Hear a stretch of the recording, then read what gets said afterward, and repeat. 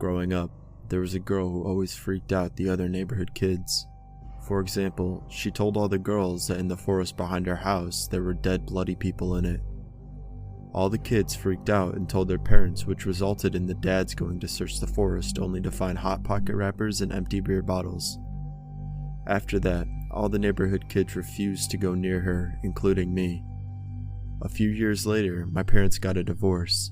That day, the movers came to my dad's house to get my mom's stuff out, and the girl comes out of nowhere. She says that Matt didn't like that my parents were getting a divorce. My dad ended up telling me that Matt was her imaginary friend that was often too physical. Even though I stopped being friends with her, her parents were still friends with my dad. Her parents told my dad that Matt could control the lights, even making the power go out one time. Matt also knocked on the doors at night, and if he was ignored, he would bang on the doors. 2 years after my parents' divorce, my dad decided that he would invite that girl's whole family over to catch up. I was begging my dad not to, but he said it would be nice. So when they came over, my dad told me to show the girl my bedroom since I got a new TV. I showed her my room, and she was acting normal and complimenting my room. I was still creeped out because she just sat on the floor while I tried to put a movie into my DVD player. And I kid you not, out of nowhere, mid-conversation, in the most deepened voice, she said, "Matt's here." At that exact moment, the lights flickered and I ran out of my room crying. Her parents ran into my room and dragged their daughter out and went home. I refused to sleep in that room for weeks. I haven't heard much from that family ever since then.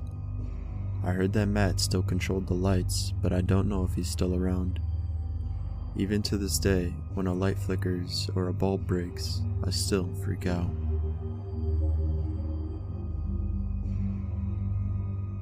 I lived in an apartment with 3 roommates. I was working all sorts of weird hours at my job, so I would stay up most nights. Our apartment had 2 hallways that formed a capital L. My room was at the top of the L, and the bathroom was in the corner where the lines meet. I walked out of my room to go to the bathroom. I didn't turn on the lights as this was a trek I had made 100 times before. As I left the bathroom, I turned to go back to my room. Just as I turned off the lights of the bathroom, there, standing where the short hallway and the living room meet, was a teenage girl standing, smiling at me. She was wearing a white flowery dress. She didn't look evil, she just looked like a normal person standing there smiling at me. I freaked out and went running for my room. About 20 minutes later, I come out of my room, turning on all the lights as I went through the apartment. She was nowhere to be seen. However, where I saw her standing was noticeably colder than the rest of the apartment.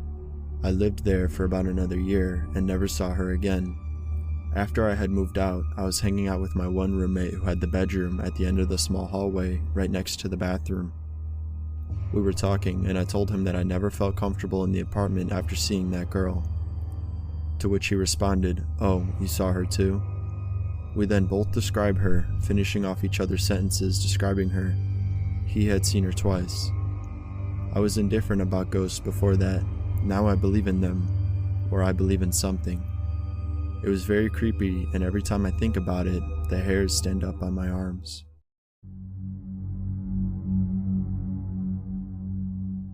Last year in December, my mom was hospitalized and I was staying at my sister's house in a spare room in the basement.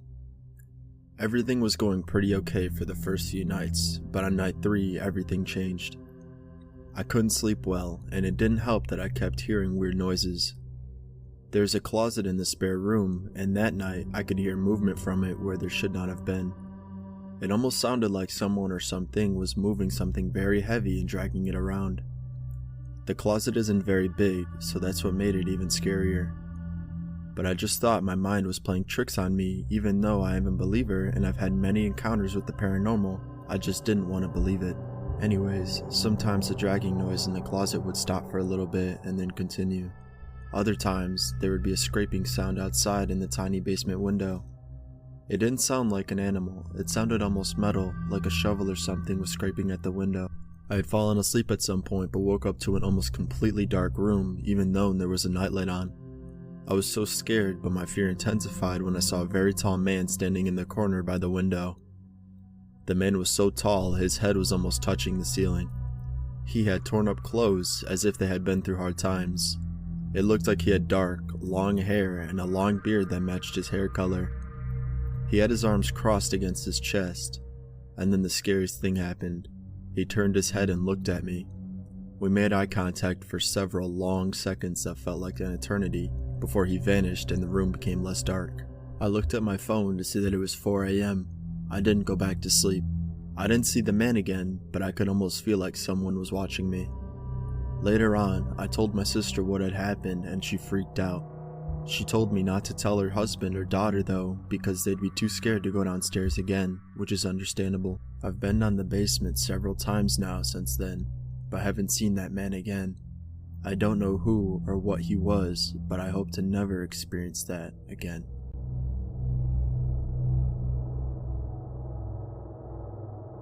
This happened around a year ago. Before this experience, I didn't really believe in the paranormal. I live in a house with my aunt and cousins along with my siblings. There are a total of 5 of us in the house at the time. I was in charge of cleaning up while my grandma did the dishes and fed the dogs. My older brother was asleep at the time while my 2 other cousins were playing in the living room. After I finished cleaning up, I went to my room to get ready to shower. I felt weird, as if somebody was watching me.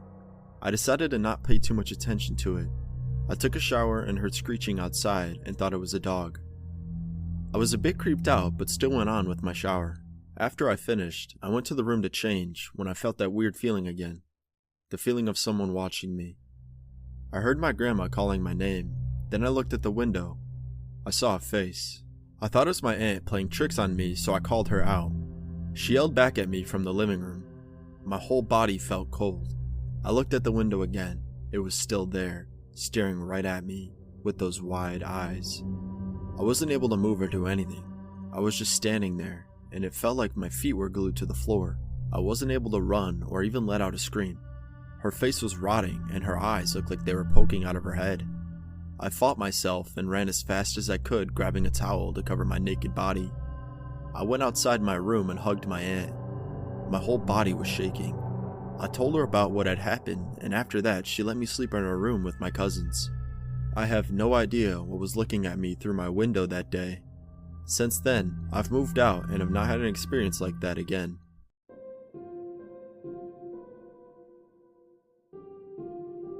Since I was a teenager, I have had problems waking up in the morning. Getting me to wake up takes some effort. So one Christmas, my grandmother gave me a radio alarm as a present because I kept ignoring my current alarm constantly. She gave me a good piece of advice. If you really need to wake up, just set the alarm to play in between radio stations and turn the volume all the way up. I started doing this and it really worked like a charm. There is no way I could overhear the whispering, irritating noise of static at full volume. Unfortunately, my grandmother died a few years after.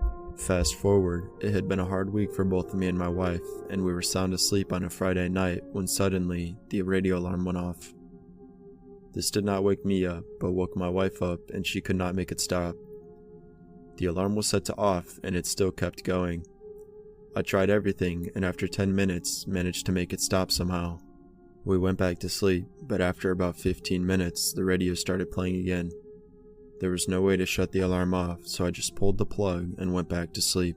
My wife and I almost jumped out of our bed when the alarm went off again, screeching, yelling, and whistling static at full volume.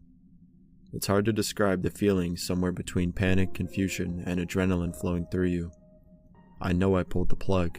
I saw that no light was on and no light was blinking. There was no clock, just a black radio alarm. My wife panicked and ran out of the room while I kept staring at the alarm, unable to do anything but be scared. Then all of a sudden it went quiet, and through the silence I heard the muffled sound of our telephone barely audible from the living room.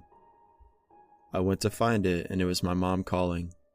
It turned out that my mom had been home alone when she fell on her way back from the bathroom to her bedroom and broke her hip. Unable to move, she lay there helpless and desperately tried to call for help with her phone. Had the radio alarm not woke us up, we wouldn't have known my mom needed help.